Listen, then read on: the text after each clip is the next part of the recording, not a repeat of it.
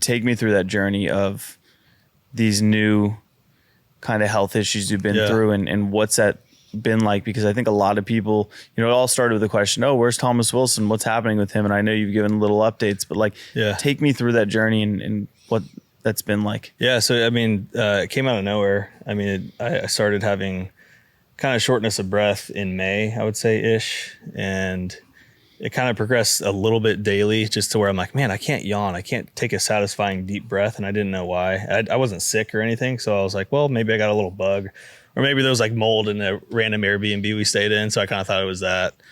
I wasn't too concerned, but then I got to the point where like even just warming up, like in Sacramento, just warming up, I'm like just gassed and I'm not even moving much. So I'm like, okay, something is progressing. So this isn't a high BPM heart rate thing. Yeah. This is different. Now you're feeling gas. So heart stuff completely in the past. Yeah. This is completely separate. Heart rate's fine, but just like my lungs aren't expanding and working properly. And it got to the point where, so Sacramento was the last tournament. I think I played with Jack Sock. We lost first round. Sorry, Jack. I went to an urgent care that night, and the guy was like, oh yeah, like you might have MS, like based on some other symptoms, like muscle twitching, some weird stuff going on. And so he's like, you need to get a brain MRI right away. So I go home, get a brain MRI. They don't really see anything there. That's fine. But I kept progressing and getting worse. Got admitted to the hospital. It got to the point where I couldn't walk. I couldn't walk like down the hall without just being miserable. And even for the longest time, like even now, I can't yawn. I can't take a full, deep, satisfying breath. I think I'm getting a little bit better. But yeah, it was to the point where they thought I had some crazy rare disease like ALS or some serious neuromuscular thing. Like it was, it got really bad. I was in the hospital here in Austin, Del Seaton downtown for a week or two. They did every test in the world. They're like, gosh, something is seriously wrong. We just can't pinpoint it. You need to go to Mayo Clinic, which is so hard to get into. My wife, thankfully knowing the healthcare world, she navigated that, got me in, took 4 months to get admitted there. Went there. So we're like, oh, we finally made it to Mayo Clinic. We're good. Like we're going to find the answer. And they're like, same answer.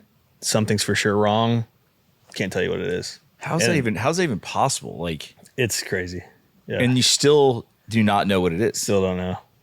But the good thing is I did all the tests because they were convinced it was the neuromuscular stuff, passed that with flying colors. So that's not a concern anymore, which was the real concern because we were talking about the will. My family was signing over, like we were going through the medical power of attorney stuff. Like we were signing those documents, making sure life insurance was in place. This was last fall. And so it was like, all I did was weep every single day. I couldn't even look at my daughter in the eyes. Wow. Yeah. It's just like, I hate talking about it, but no, it's so brutal. I get it.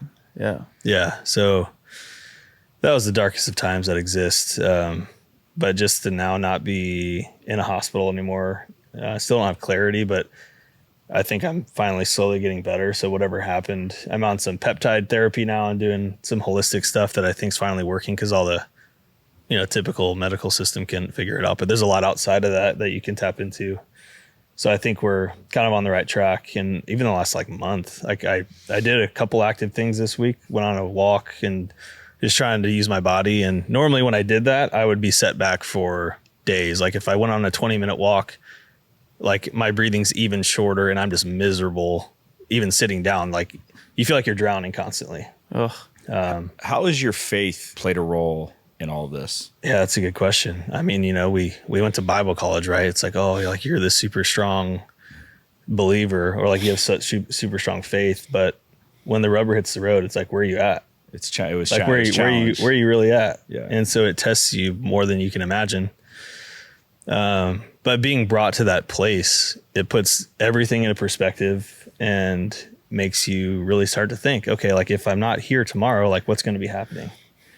And, I believe that the Lord takes people through ups and downs for various reasons, whether it's like, hey, to get my attention, to bring me back closer to him or whatever it was. But when you have no control over your body and no control over your life and you feel that, like every breath I took, I'm like, it's getting shorter and shorter and shorter day by day.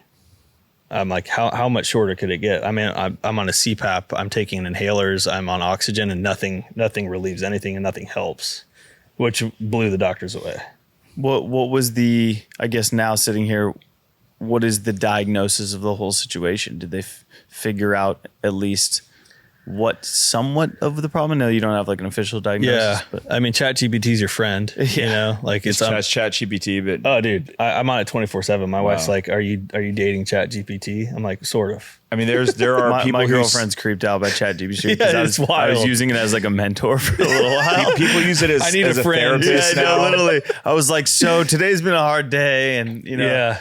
I really want to make sure, sure I'm putting in work. People say that A, it's the best therapist there is out there right now, and B, that it's going to cure cancer within 3 years. I believe it based on the feedback I'm getting. The answers I've gotten from ChatGPT blow Mayo Clinic away. Wow. It's crazy. And so self-diagnosing here, I think what happened is, we're going through the fertility stuff. I'm working a full-time job, playing full-time pickleball. We're going through some crazy adoption stuff. It's just a storm of craziness where stress. I'm a positive person. And so I didn't feel the stress. I think, and I tend to repress any stress or pain. I'm like, sweep it under the rug. I have a huge rug, by the way, with a lot of stuff under it. It's brutal. But I think that was part of it. And then I have an autoimmune condition like Hashimoto's, hypothyroidism, pretty common. And so I'm thinking that my body was like stuck in fight or flight for so long, for years. And I ended up, my nervous system essentially collapsed.